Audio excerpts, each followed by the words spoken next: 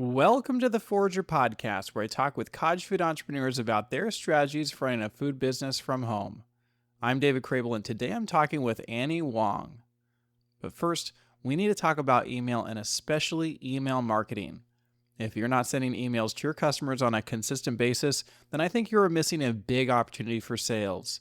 I really love using Kit to manage email for my fudge business, and they recently introduced the best free tier that I've ever seen in an email marketing platform, which allows you to send emails to up to 10,000 subscribers for free. So if you still haven't hopped on the email marketing bandwagon, now is a great time to do so. To get started and learn more, you can watch my free email marketing tutorial at forger.com/email. All right, so I have Annie on the show today. She lives in Oakland, California, and sells vegan Asian pastries with her food business, Little Moon Bakehouse. Years ago, when Annie switched to eating vegan, she could no longer eat many of the Asian baked goods that she grew up with. She has now created vegan versions of many of those items from her childhood, and she's built an impressive business around them. Initially, Annie started selling from home, but she eventually outgrew her home kitchen, expanded into a commercial space, and now ships her products across the country. In this episode, Annie shares how she turned multiple passions of hers into a very successful, hyper-niched and eco-friendly bakery by starting small, scaling up, and completing a massive rebrand.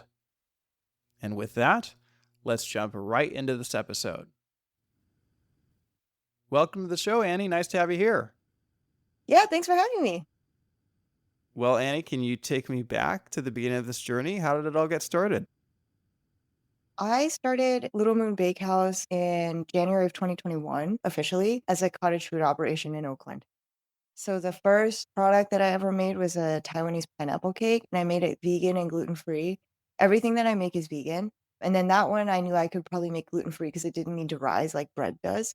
And so I first started a little bit before January. I did like soft launches. I did a few fundraising bake sales. So I fundraised for an Asian American group that I was a part of, a nonprofit, and just got feedback that way also. I also posted on Nextdoor and delivered to a lot of my surrounding Oakland neighbors based on your experience on your podcast. But yeah, so I think, essentially the vision has always been to create a bakery that is like what you would imagine in any Chinese bakery or Asian bakery, but everything is vegan. I grew up going to a lot of those Chinese and Asian bakeries, and I became vegetarian a really long time ago, like over a decade now, and then recently also became vegan after I started the business, and so there was a lot of things that I didn't eat for a long time because they were no longer accessible to my chosen diet. So, yeah, I just thought it would be so wonderful to be able to have those things again, to relive those wonderful, like, food moments that I used to have, and then also be able to provide that to other people. And quickly before that, I was in food tech. So before the pandemic, I was in food tech and marketing and then got laid off along with half of my team. Had some time to think about what I wanted to do and decided to start this business. And then before that, I was in climate work. So this business basically encapsulates all of the things that I'm really passionate about, trying to positively impact the climate through food systems and then also being able to bring in my heritage as well. And you mentioned you're creating kind of a Chinese or an Asian bakery that's completely vegan. So, would a typical Asian bakery have any vegan items? Oh, there might be if they make the fried dough ball. It's like a fried sesame ball made of glutinous rice, and inside is red bean. Usually that one is vegan. So, this is a pretty wide departure from what you grew up with. So, did you find it to be a challenge to convert these items into a vegan recipe? Yeah, I think definitely there are some that are pretty finicky. Like we just launched bread items late last year, and that one I was really intimidated by for a long time because bread has a life of its own, and I was new to baking just from the start. But yeah, I think the pineapple cake, interestingly enough, only took me 3 tries. And then the almond cookie that we made took about a year to develop. Partway through, I kind of just gave up. I think it was like in the end, it was maybe 21 to 27 tries. I forget exactly how many that it took, and that was only the documented tries. The almond cookie took a really long time. Do you find that a lot of your customers are like you, like they have these cultural memories, but they're also vegetarian or vegan? It's a mix. So there are some of our customers that are vegan or vegetarian and have similar reasons to me for wanting to purchase our products. The other good chunk of people, they have maybe a dairy allergy, egg allergy. There's actually a lot of allergies, it seems like these days. I don't know if it's more than it was before, but it's adults, but then also their children. And so a lot of people will come to me and say, my child is allergic to XYZ number of things. For instance, during mid autumn, especially in California, they'll celebrate mid autumn in schools. So they'll have mooncakes for all the kids, and a lot of times those kids that have the allergies can't participate because mooncakes are often not vegan. So I've had parents come to me to buy some for their kid and their kids' classmates so that their child can participate again. So, what inspired you to start the business in the first place? I mean, you mentioned that you worked in marketing and you also had former experience in food tech, I think you said. But what was the turning point that got you to actually take the leap in January of 2021? I actually had this idea for this business when I first moved to the Bay Area and was pursuing a career change to food tech in marketing. And so that was like 2017. But I wanted to get experience first in the industry and just kind of see where that led me. And so fortunately, I was able to do that for a few years. And then after I got laid off, I did a lot of random projects. I think, like a lot of people, I was exploring what life would look like outside of a 9 to 5, like a traditional job, because during that time, things were so unstable and so many people were getting laid off. And I think a lot of folks also had the realization of, a 9 to 5 isn't necessarily the most stable thing. So maybe I should pursue something that I am really passionate about. And so, in between having a worm composting farm and doing food reviews and also dancing, because I was dancing at the time on a team. In between all those things, I also started baking and really rediscovering this idea that I had earlier on and figuring out what that might look like for me. So I think probably partway through the year, I did a few test runs. I would give test products to my dance team or my friends.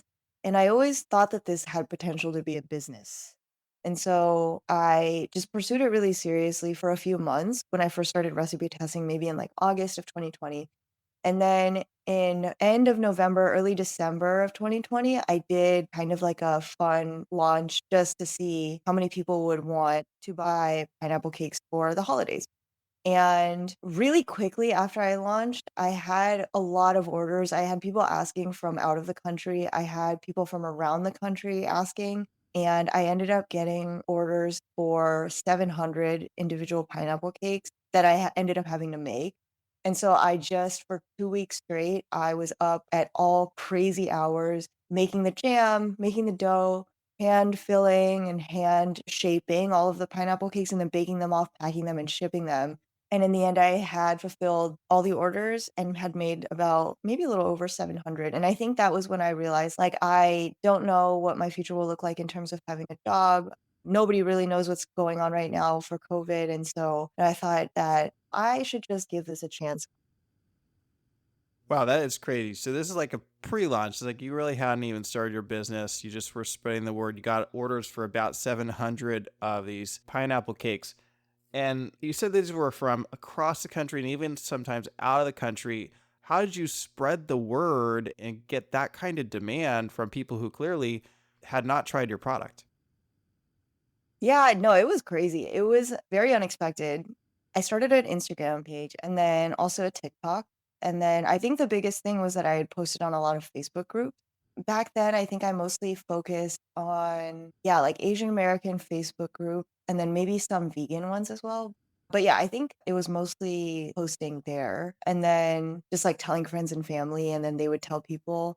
Yeah, I think the furthest request I got from someone was, I think, Australia. They were like, "Do you ship to Australia?" And I was like, "I'm sorry, I don't think I can do that." Wow, that is crazy. Now, was the vegan aspect the thing that was really catching people's attention? Were there other options for getting a vegan pineapple cake? So getting pineapple cakes in the US is actually kinda hard, or it can be expensive. Personally, I'm Chinese American, but I grew up eating Taiwanese pineapple cake because they had pineapple cakes in the Chinese grocery stores, and then when I started making them, that's when I realized that they are originally from Taiwan. in Taiwan, they're so popular. They're like one of the national items. And so it's a little difficult to get them, like high quality ones in the US. And so I think people were interested. They were excited because it was, I think, an Asian bakery, like a new Asian bakery. I was very new. And I think also just that it was such like a niche product that people, if they like them, they like really, really love them. So I think it was kind of like those three things together. Do you think that you would have found a lot of success even if they weren't vegan, or do you think the vegan aspect was really important? Yeah, I think it's a little hard to say. I think some people definitely were very excited the fact that they were vegan, and they just like, "Oh, I must try this. I have to try this just to see." And then the other segment of people is probably just like, "Oh, pineapple cake, wow." Like, you don't really see these homemade because 'cause they're really labor intensive too, so I don't think a lot of people like to make them. And it sounds like, a lot of the people who are interested are obviously people who already love them, who already knew them.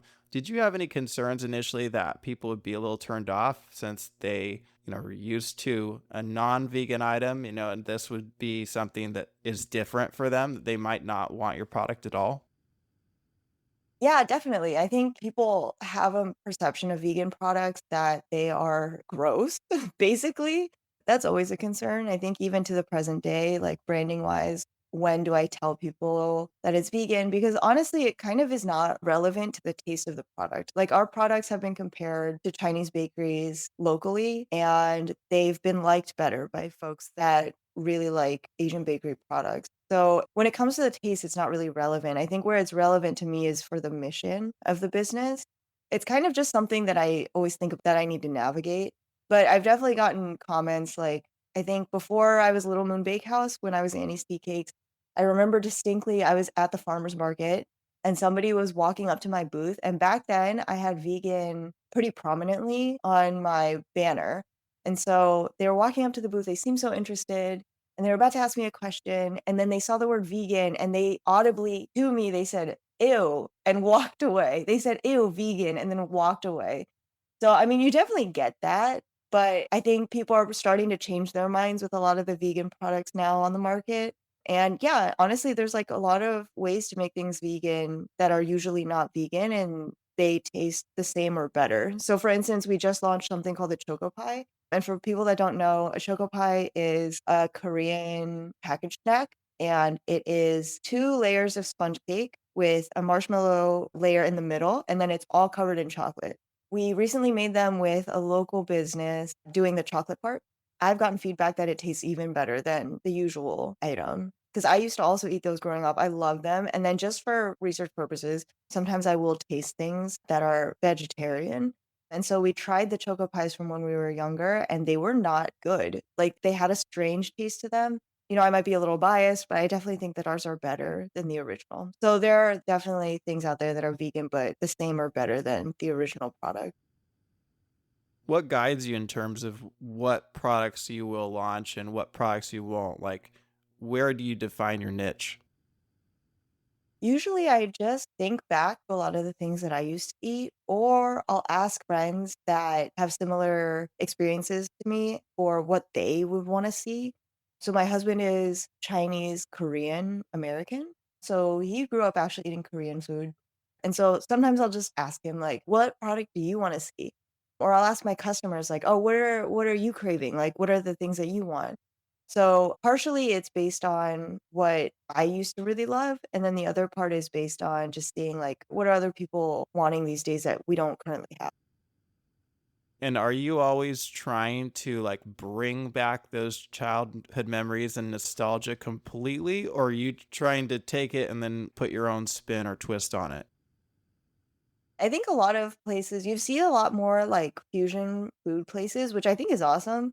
I think for me, I am trying to really recapture that nostalgic moment. I think that that's a little bit of what's missing is that a lot of the places that do things in a new way, a lot of the items that they make are just different. Like, they're really great and they, like, taste really good, obviously, but I think what we're missing in the market is, like, just directly what we used to really love. And so I've actually gotten that comment a lot from customers saying like, "Oh, we love how you're able to stay true to the source material, but then also, make it vegan and make it fresh, but it still feels the same." And so I think, I take a lot of pride in that, being able to make things that are reminiscent of the things that we used to eat. Yeah, I mean, I imagine that's pretty hard since you're trying to really recreate the product. I see a picture of a salted egg yolk mooncake, right? Or a product that has a sausage on it. So, what has it been like trying to get those as close as you can, or do you feel like they are actually a bit different from the original?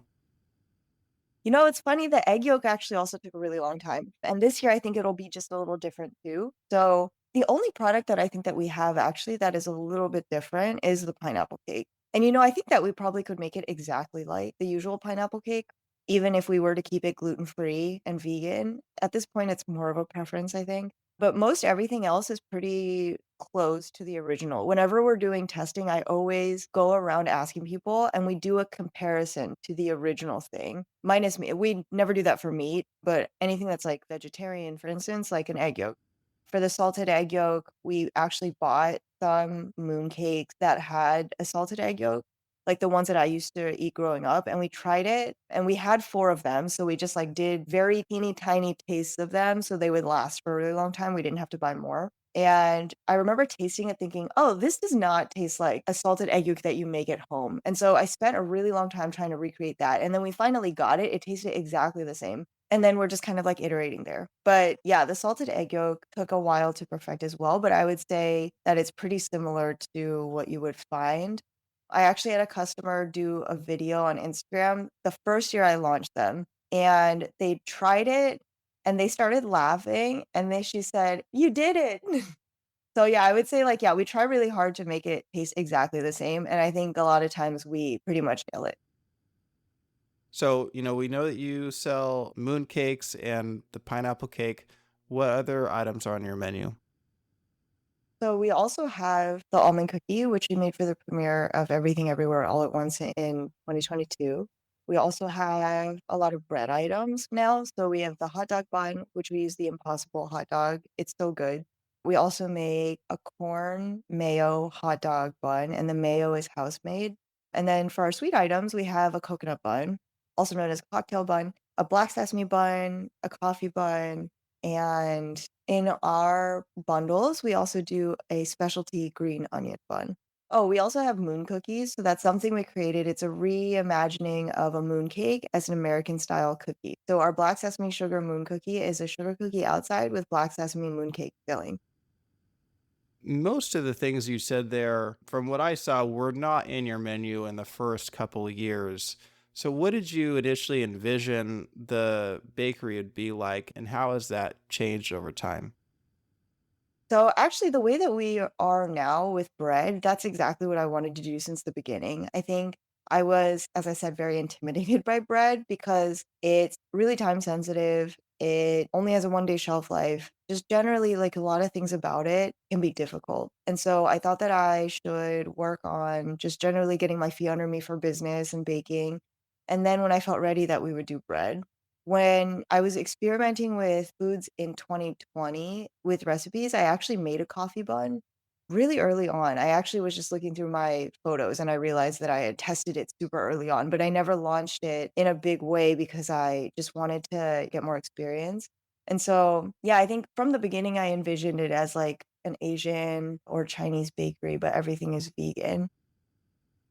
And one of the things you just kind of like briefly touched on, just ran right over, was you're like, oh, I created these almond cookies for everything everywhere all at once. And then you just kept going. It's like, that's kind of a big part of your story, right? You created these cookies for, the Academy Award winning blockbuster movie from a few years ago for a premiere of it, right? So can you share a little bit about that?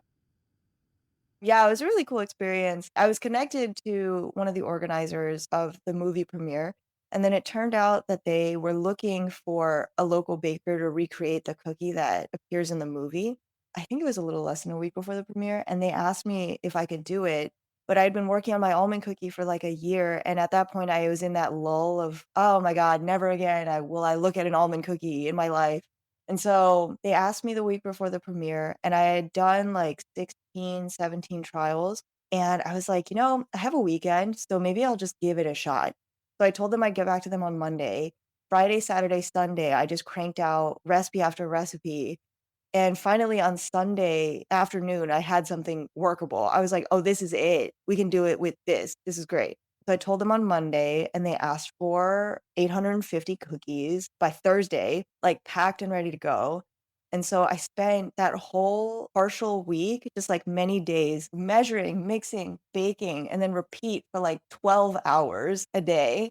And then I packed half of them on my own, and then I looked up and it was, like, 4 AM, 2 days before the premiere. I was like, "Oh my god, okay." And so the next day, my husband and 2 of our really close friends came by, and we packed them together.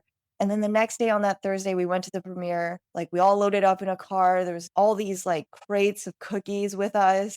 It was one of those moments that I'll always remember because it reminded me, it's you never know what opportunities will come, you just kind of have to be prepared for them. If I hadn't been working on that cookie for so long, if I hadn't given it so many tries, like, I've been working on it since the summer of 2020. I started working on that cookie, and if I hadn't been doing it for so long, like, there was no way I would have ever been prepared for that opportunity.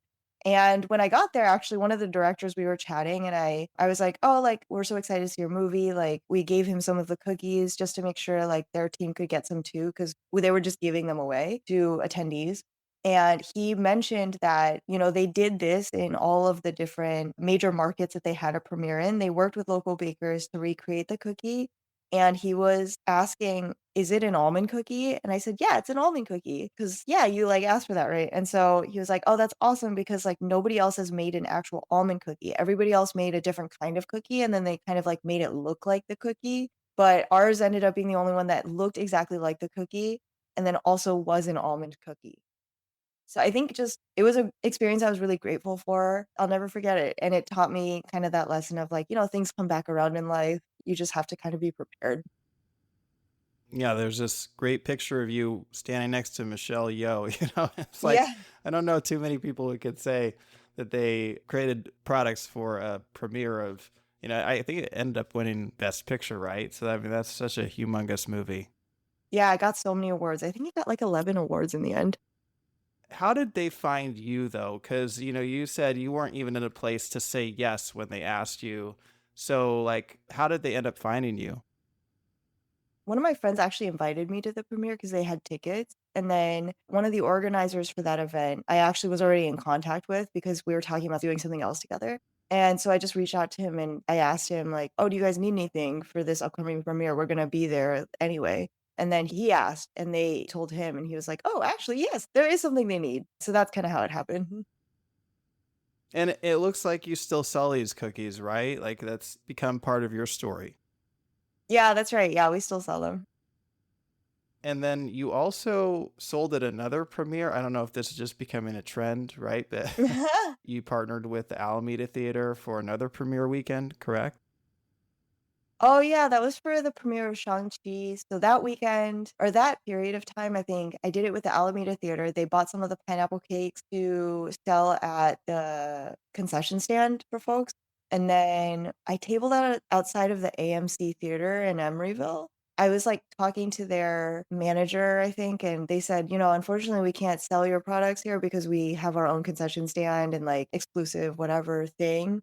But we would love to host you outside of the theater, and so I just set up outside their theater for the premiere.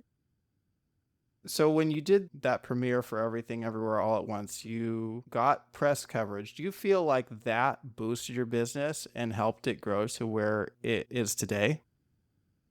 I think with any press, it's like a big spike and then it quiets down again. I would say that's more what happened. Yeah, I think I've been pretty fortunate to get press coverage for things that I've done, but it always gets people really excited. So it's like a fun thing for me to be able to talk to people about. Like we're talking about it now. And then I also have a poster of that KQED article that I put out at events, and usually it catches people's eye. So, yeah, I think at this point, it's more just like a really fun experience to be able to talk to people about, and people get, like, really excited. You said you've been fortunate to be in the media many times, but you've been in the media a lot. Eater, Thrillist, the San Francisco Chronicle, you mentioned KQED. It doesn't seem like it's a fortunate thing. Like you must have done something to get all of this press coverage, right? Oh, yes, I don't mean to say it like, "Oh, it just happened." No, you definitely there was, like, pitching involved. What I mean by that a little bit more is that I'm fortunate that people wanna give me a shot to, like, put me in press, and then also they find what I do interesting enough to be able to write about it, and so I think the rebranding also helped a lot with that, and then just people, like, gravitate towards my story, and I think that I'm fortunate that that is the case because I know a lot of people write you pitch endlessly and, like, nothing comes of it, which I think is more the case. But yeah, so no, definitely there is, like, pitching involved. What do you feel like has worked well when you pitch, or what would you recommend to somebody who wants to be in the press? What I would say is really getting to know your community is really big. You know, go out there and meet other business owners, like meet other people that are in the same like fear kind of, and then just build those relationships. Cause somebody gave me really good advice once. They said, you know, you want to kind of be known as a leader in the space. And so part of that is like if people know you, they'll like know what you're doing. And then, yeah, I would say that's like more external. And then business wise, you know, just run your business how you would like to run your business, do your best, find mentors, and become that leader that people want to talk to also. And then in terms of actually pitching, I would say, practically speaking, you just find journalists that have written articles that are in line with what you're doing, and then figure out a way to find their contact information and then pitch from there. I think early on when I was pitching, I mostly pitched around the Mid Autumn Festival because that's like basically my Christmas. It's a huge time of year. And so I would pitch things that we're doing. So like the vegan salted egg yolk, I pitched that because it's just like a really unique offering. And then I just always keep people up to date. Like now I have like journalists that I've talked to before. So I always just try to keep them up to date with what's going on. You know, you'd mentioned that you had background in marketing, right? So, do you feel like your previous marketing experience helped with getting into the press, or did it help in other ways in terms of how you've grown this business? Yeah, I mean, I think I mostly just understood the importance of being on social media and just like knowing that from the get-go. So I think that probably was helpful. And then also email marketing. I did a lot of random jobs as a marketer because I worked at startups. And so there was just always a lot of things to do. But yeah, I think it was more the mindset of, oh, I know that marketing is really important. And then learning the skills from there was a little bit more like of a journey. How have you used email marketing in your business? Like, I will try to launch things on email earlier so that people feel like, you know, if you sign up for the email, you get early access to things.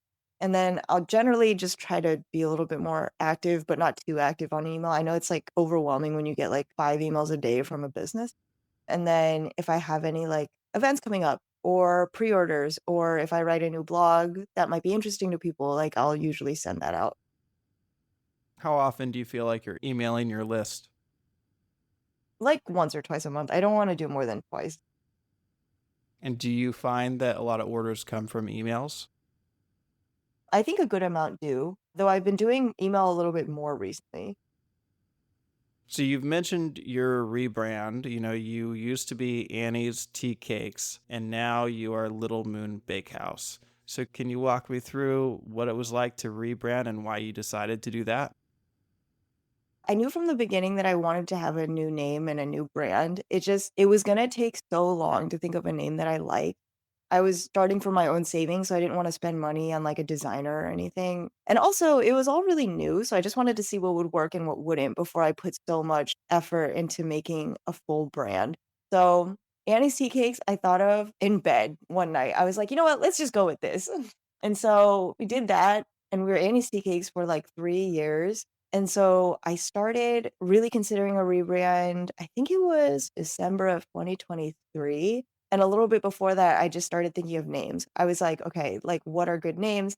I did so many things to try and think of a name. I, like, did the name generators online constantly. I feel like I was on those, like, at least 2 to 3 times a week, just, like, randomly generating names.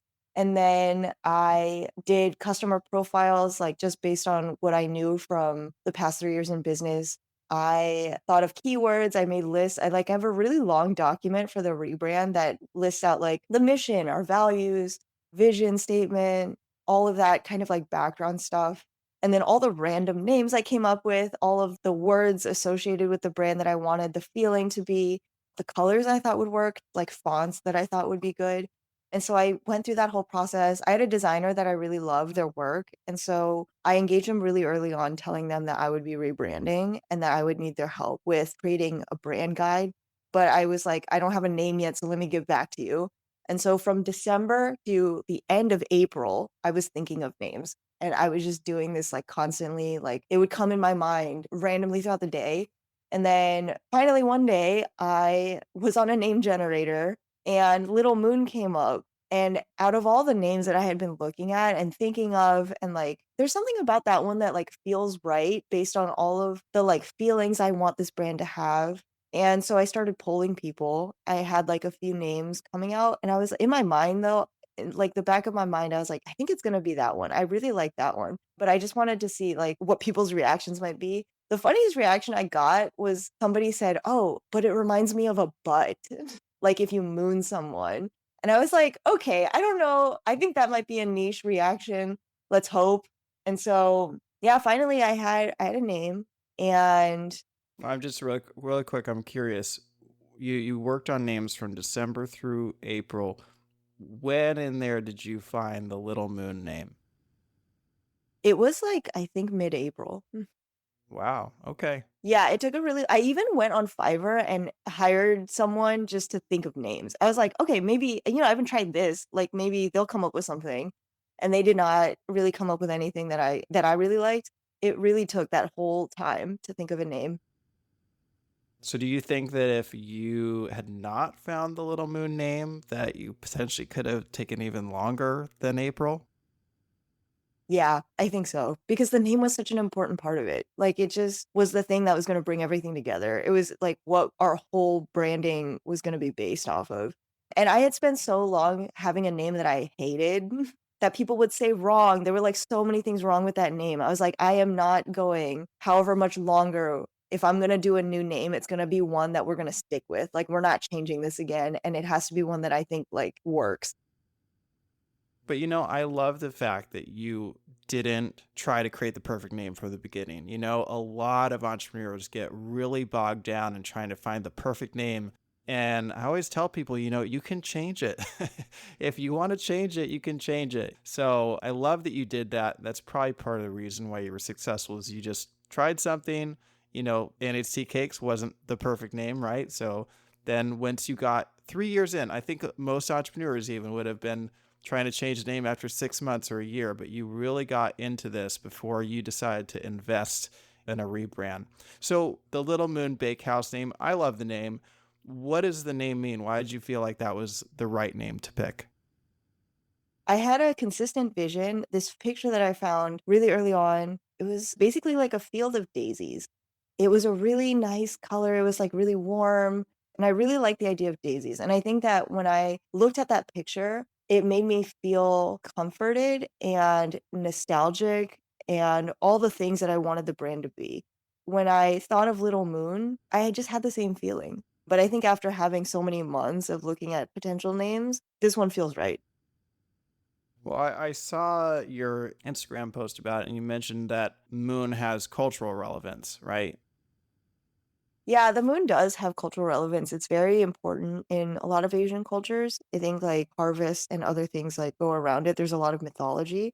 It's like the visual of a crescent moon is familiar to people. And then in a more specific sense, I guess culturally the moon is very important, especially during the mid-autumn season. So we're really well known for moon cakes. And some people think it's because of that that we chose moon, but it's not. Yeah, I would say it feels like it harkens back to something culturally very significant. The little kind of just makes it feel cute. And then I actually originally wanted to do bake shop, but practically it was taken, so I didn't choose bake shop, but I'm actually glad because I think bakehouse sounds a lot more like homey. Well, you invested a lot of time and some money into rebranding. You rebranded everything, created the full brand, colors, fonts, logo. The real question is, do you feel like your business has changed because you have rebranded now? Yeah, definitely. It was like 1,000% worth it to do a rebrand. Also, I'm gonna shout out my designer, Kai Kwong. She is great. She does great work. But yeah, it was 1,000% worth it. Like, I think part of it is just that people see it as an actual business now instead of just like a hobby. It just seems like it's more in line with what we wanna do moving forward. So I think it really captures the spirit of, the vegan Asian bakery that we want to do long term. And being able to communicate that to people is really important. And I don't think that Annie's Tea Cakes and the branding that I did on Canva, like, really communicated that as well as our current brand does. And then also, the emotions that we wanna communicate are so much better communicated in the brand that we currently have. Also aligned with this, I saw you created very customized boxes that align with the brand. Can you talk about your decision to invest in those? Oh, yes, also a beautiful creation by Kai Kwang. The boxes, it was because we were gonna do a rebrand, I was like, "You know what? Let's just do it all. Let's just full out." So, we launched a rebrand. I teased it for a whole month. I was like, "Oh, like, what do you think the names will be?" Like, "Oh, it's coming." Like, "This is some" you right? Like, all of that kind of stuff. Because I wanted people to remember. I wanted them to know that it was coming so they wouldn't just be like, "Where did Annie's Tea Cakes go?" Like, because I've seen brands, like small ones, they'll rebrand and they'll keep it a secret, and then everybody's like, "Where are they? Like, do they not exist anymore?" Like, there are brands that I used to follow that I no longer know if they're in existence or if they just rebranded, and so I wanted people to know that it was happening so that they would be prepared. And then the boxes, I had never done custom packaging because I was like, "I'm gonna rebrand." For 3 years, I was like, "I don't wanna invest in custom anything because I'm gonna rebrand." Like, I know I will. And so once I get my footing under me for business, once I have, like, more money to invest in this, I will definitely rebrand. And so we worked on the boxes and bam, bam, bam, rebrand, new boxes, new packaging, shipping nationwide, like, all of it came out at once, and I wanted it to feel like, "Oh, this big thing has happened." And so I was like, all of it will come out at one time. Because for a few years, I also was reticent to ship nationwide. There was a lot of issues, like, product-wise, like, our shelf life wasn't as long, so things would get soggy, which is not pleasant, but we were able to figure some of those things out, and so I was like, "This is the year. Everything is ready. Like, we're ready to do it." So you rolled out the rebrand and the new packaging and the nationwide shipping all at the same time, and you spent a lot of time building up a lot of anticipation. Psychologically speaking, that's kind of a way of building up suspense and making a big splash for a launch, right? So you did a really good job of creating anticipation for it. Did you find that once you announced the name, there was a big reception to it? Did you get orders from across the country?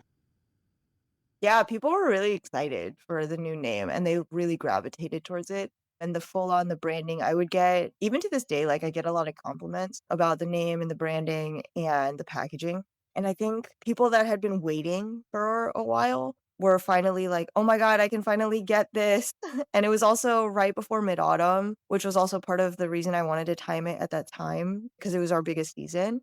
And so I was like, "Okay, like, I'll time it for Mid-Autumn," and then the pre-orders were open for Mid-Autumn Mooncake, and people were so excited.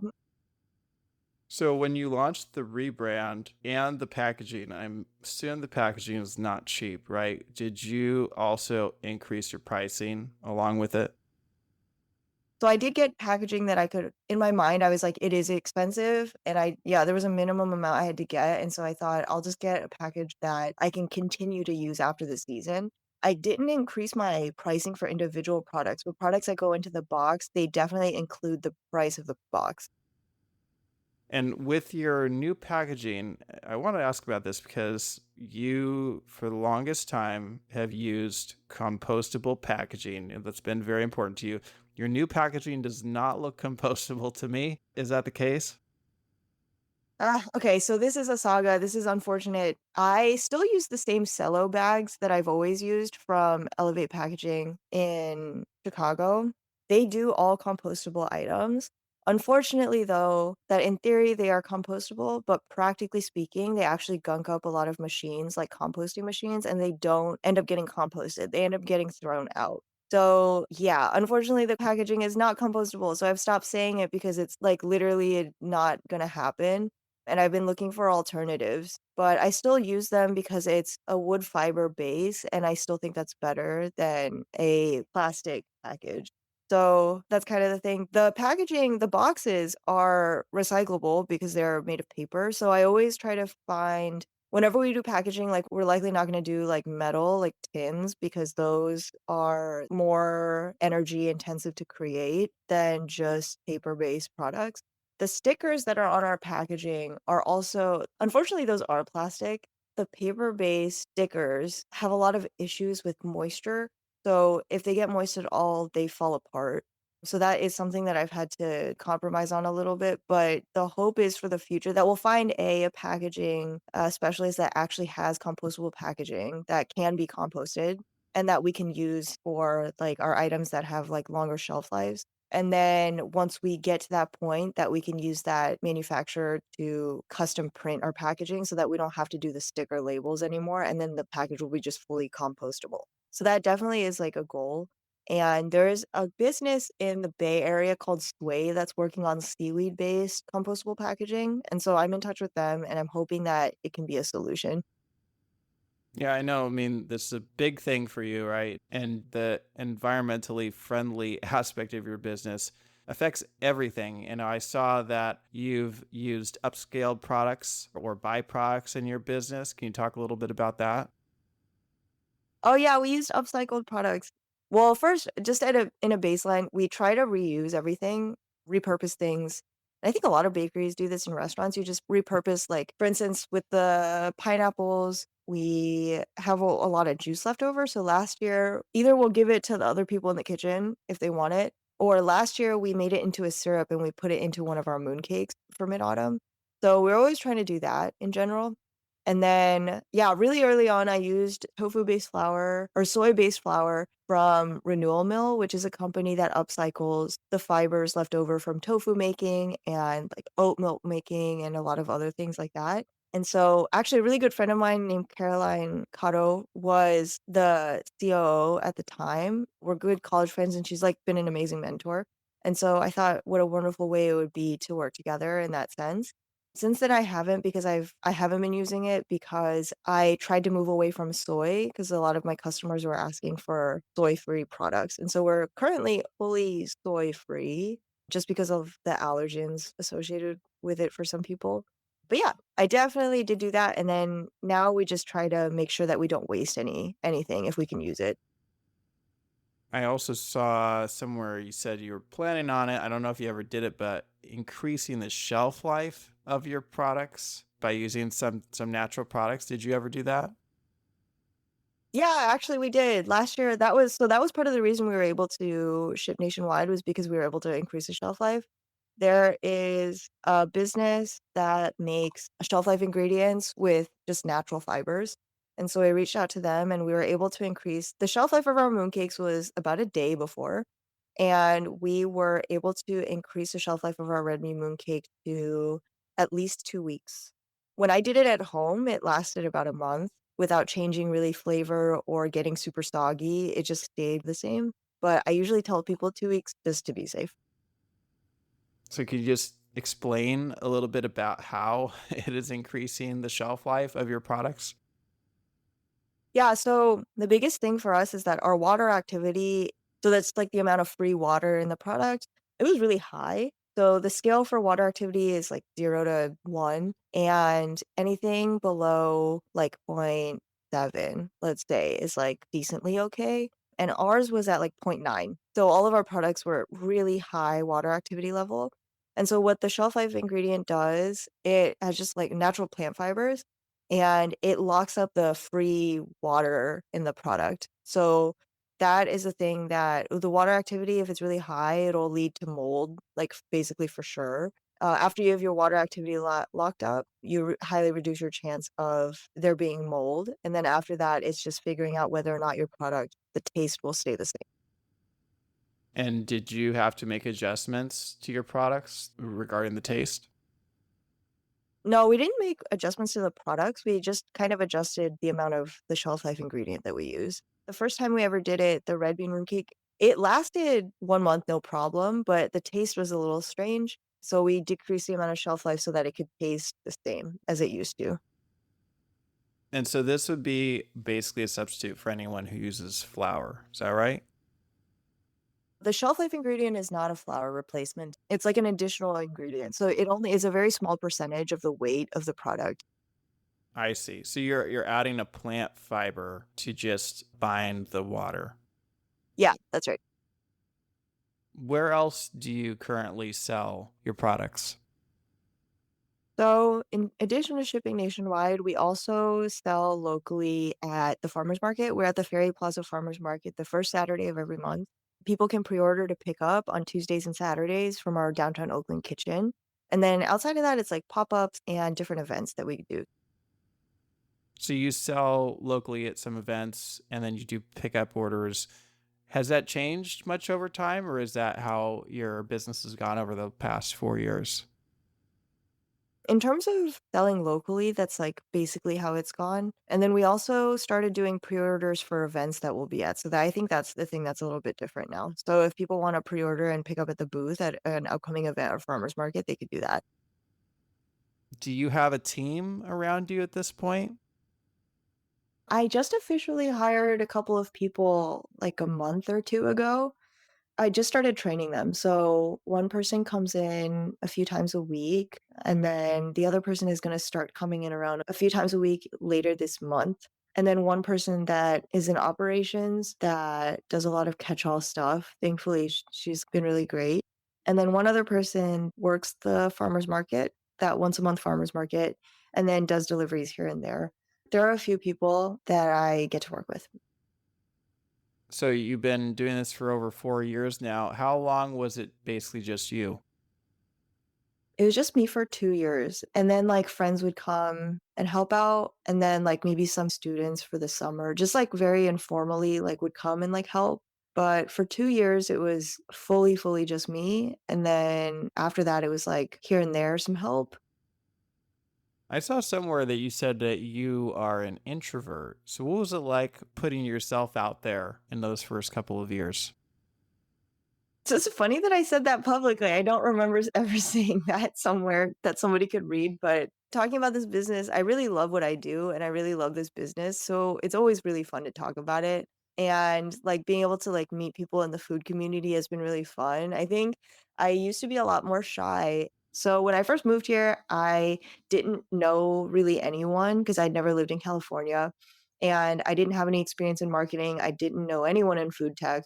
And so during that time period, I had to really figure out how to advocate for myself and like go out and put myself out there. And I think that that was the beginning of me really learning who I was and how to do all those things. And then when I started this business, like I've never had a problem talking about this business for all the reasons I listed, right? It's so fun. Like I really love it. I really love what I do.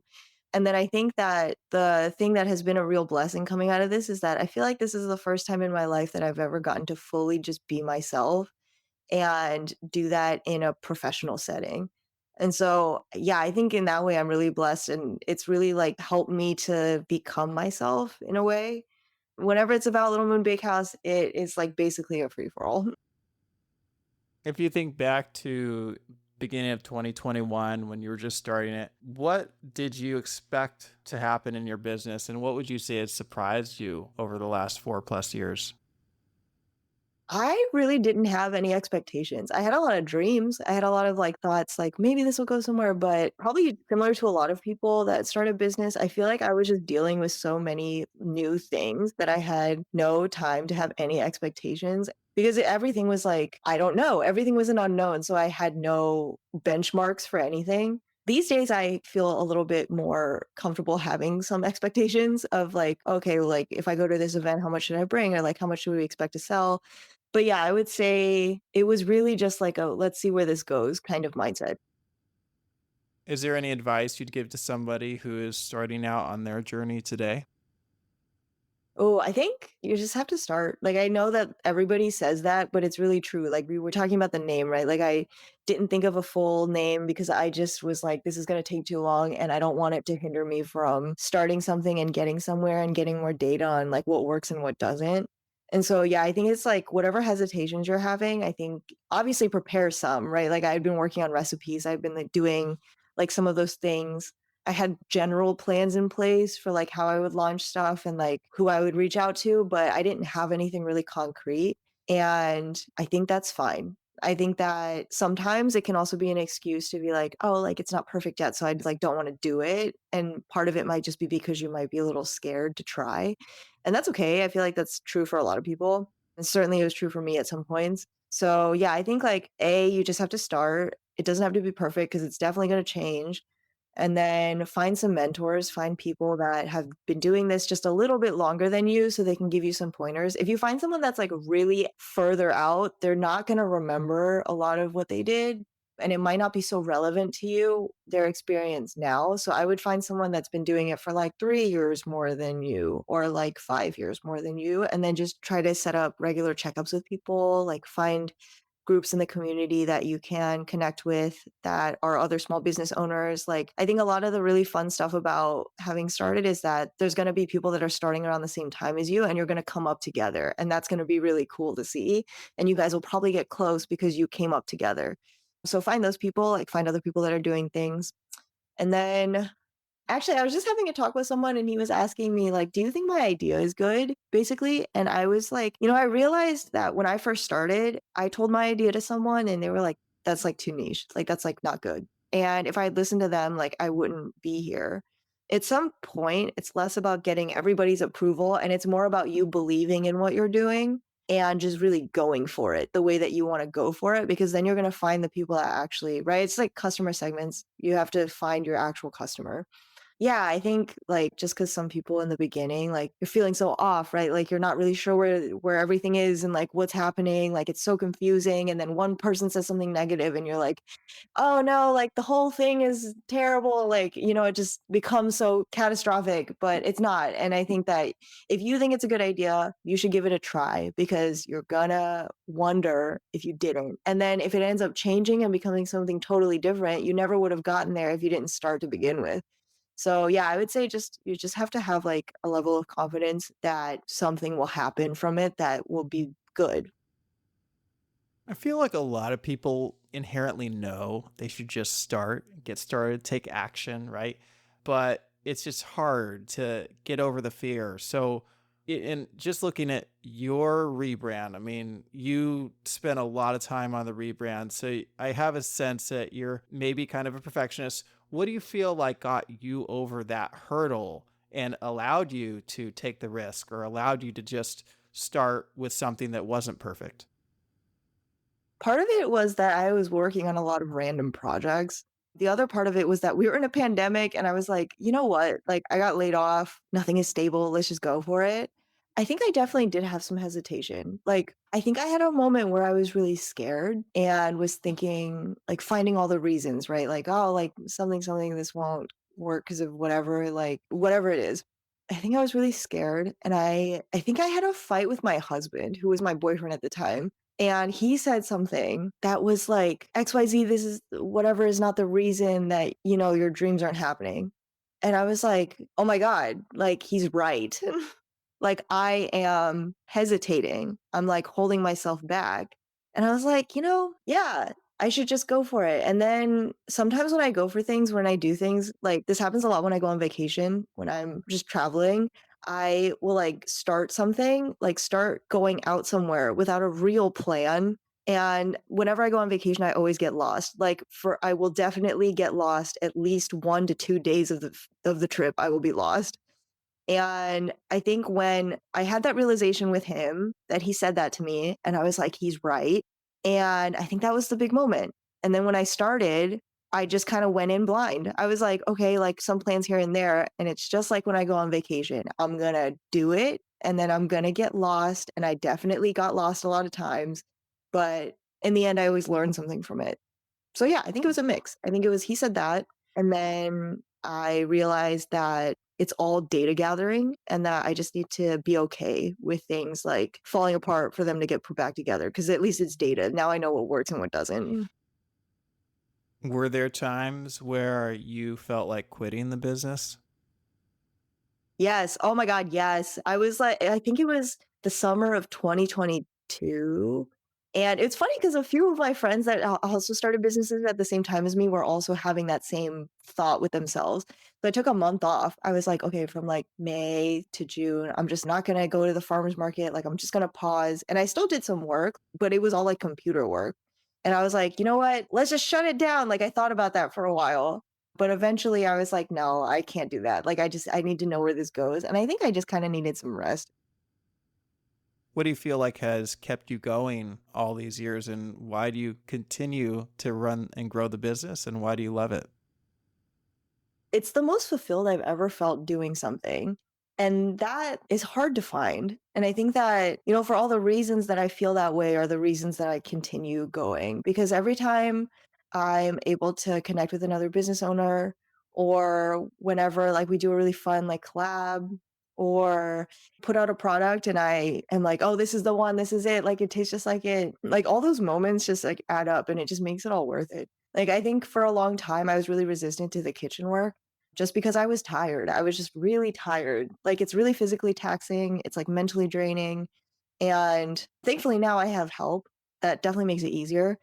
But yeah, I think that's just like all the wonderful things that have come out of it from the business and all of the wins that we get and the fact that I get to like think about ways to create new things and like just be really creative. Those all are all things that just like make me want to keep going. And I just want to see where it goes. Well, thank you so much, Annie. Now, if somebody would like to learn more about your business, where can they find you or how can they reach out? Yeah, so they can go to littlemoonbakehouse.com to look at our products and like order and learn a little bit more. Our Instagram, all of our socials are also the same. It's just at Little Moon Bakehouse. And then they can also email me, Annie at littlemoonbakehouse.com. And I just hope that if somebody's out there listening to this and want to start a business, they should go for it. They definitely should. And if there's any way that I can help, they can feel free to reach out. Perfect. Well, thank you so much for coming on the show and sharing with us today. Yeah, thanks for having me. This was awesome. What a full circle moment. That wraps up another episode of the Forger podcast. For more information about this episode, go to forger.com/podcast/144. And if you feel like you've gotten a lot of value from this podcast, I have a favor to ask you. Could you take a quick moment right now and leave me either a review on Apple Podcasts or a rating on Spotify? It's truly the best way to support this show and will help others like you find this podcast. And finally, if you're thinking about selling your own homemade food, check out my free mini course where I walk you through the steps you need to take to get a cottage food business off the ground. To get the course, go to cottagefoodcourse.com. Thanks for listening, and I'll see you in the next episode.